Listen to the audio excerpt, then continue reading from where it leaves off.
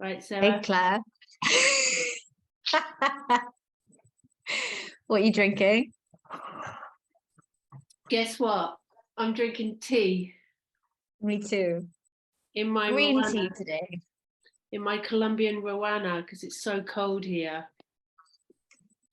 It's getting quite cold here as well, but I got a cup of green tea today. Oh, nice. I've stuck to my guns. I've stuck to the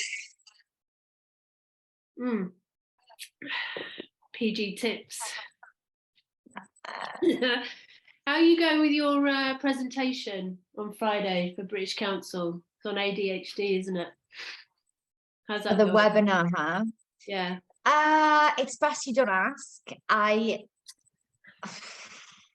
Well, what can I say?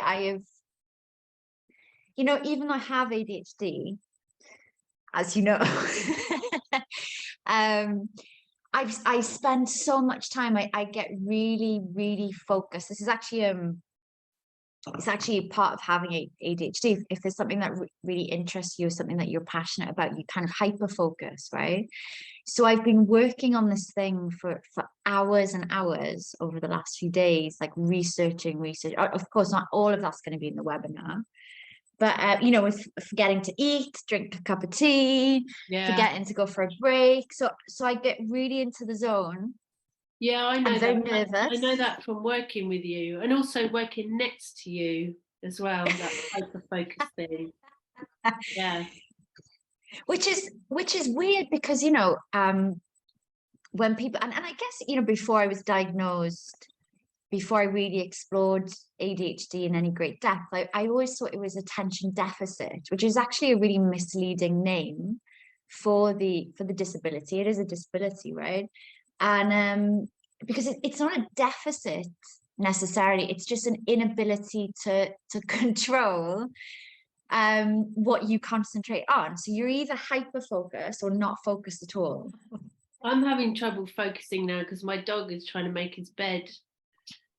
But I don't have ADHD. I remember when I was at primary school, there was a kid with ADHD, and he used to like shout out the answers really loudly and sort of run about and fidget and stuff. And I always thought that that's what ADHD was, boys and kind of running around and fidgeting and stuff. But having, learned a lot about ADHD recently, I know that's not the case, right? Yeah, and I guess that's why so many people go undiagnosed. A lot of people, especially those who are, biologically female or brought up female, assigned female at birth, are often undiagnosed. And if they do receive a diagnosis, it's in their adulthood. I was diagnosed a few years back. And we do think of ADHD as particularly with males running around, this really external hyperactivity, but there are actually three types. So you've got impulsive, you've got hyperactive, and you've got a combination of the two of those as well. So hyperactivity can be external, and then it's much easier to spot. That's I've got to get up out of my chair, I've got to move around, I've got to shout things out kind of spontaneously. And then there's the internal, the mental hyperactivity and the emotional hyperactivity as well. It's really difficult to regulate emotions. I think, Claire, as you've seen with me, I'm either laughing my head off or I'm sobbing in a corner, Not when it comes to eltonix, though. You're never sobbing in a corner. No. What was I going to say? I was going to ask, like, if like as an adult, if you suspect that you might have ADHD, what do you do, or what did you do? Cry. That's when you'll cry. Okay, got it.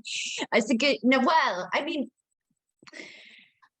I don't want to advise. I mean, I think sometimes, when I tell people I've got ADHD and I describe some of the symptoms, a lot of people say, "Oh my God, I think I've got it as well," and kind of freak out, right?